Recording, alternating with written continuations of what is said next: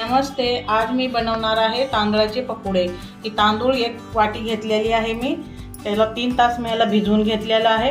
आता याचं पाणी काढून टाकत आहे। धुवून घेतलेलं आहे। आता हे मिक्सरला बारीक वाटून घ्यायचं आहे। 3 बटाटे घेतलेले आहे, उकडून घेतलेले आहे। याच्यावरचे छिलके काढून याला कट करून याला पण मिक्सरला याचा पेस्ट करून घ्यायचा आहे। तांदळाचं पेस्ट आहे आणि हे बटाट्याचं पेस्ट आहे। अशा प्रकारे करून घेतलेलं आहे दोन्ही पण।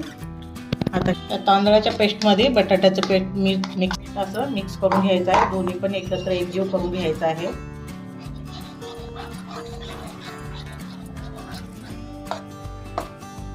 पाच मिनिट याला एकाच साइडनं असं फेटून घ्यायचं आहे। जिरं टाकायचं आहे। 1 चम्मच अजवाईन टाकायचा आहे।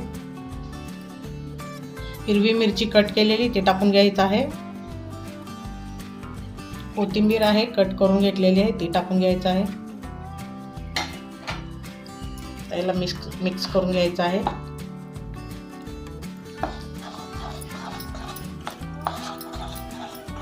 चवीनुसार याच्यात मीठ टाकून घ्यायचं आहे।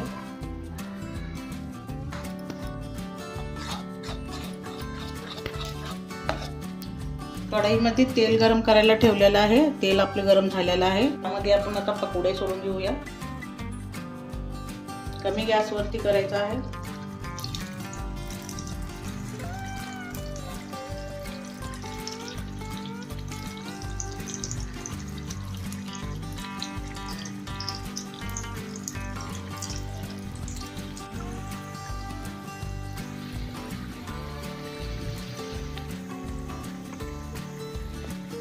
याला हलवायची काही गरज नाही, ऑटोमॅटिक ती वरती येतात। वरती आल्यानंतरच मग आपण याला दुसऱ्या साइडला पलटी करायचं आहे।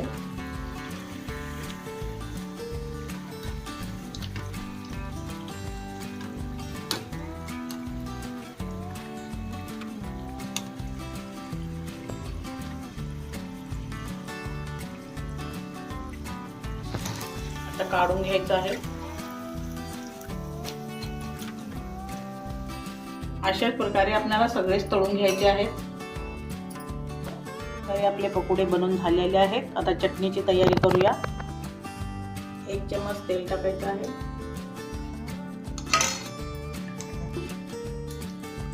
लांबसर कट केलेला कांदा टाकायचा आहे।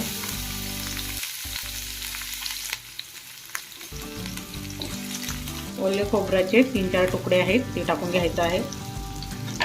1 टमाटर कट केलेला आहे ते टाकून घ्यायचं आहे। 2-3 मिरची आहे हिरवी ती टाकून घ्यायचं आहे। लसूण आणि आलं आहे ते टाकून घ्यायचं आहे।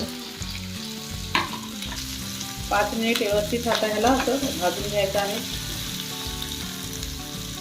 थोडेसे शेंगदाणे टाकून घ्यायचं आहे। व्यवस्थित ह्याला 5 मिनिट भाजून घ्यायचं आहे। तर त्यामध्ये आपण आता कोथिंबीर टाकून बंद करून घ्यायचं आहे। गॅस बंद करायचा आहे। आता ह्याला मिक्सरला आपल्याला बारीक करून घ्यायचं आहे।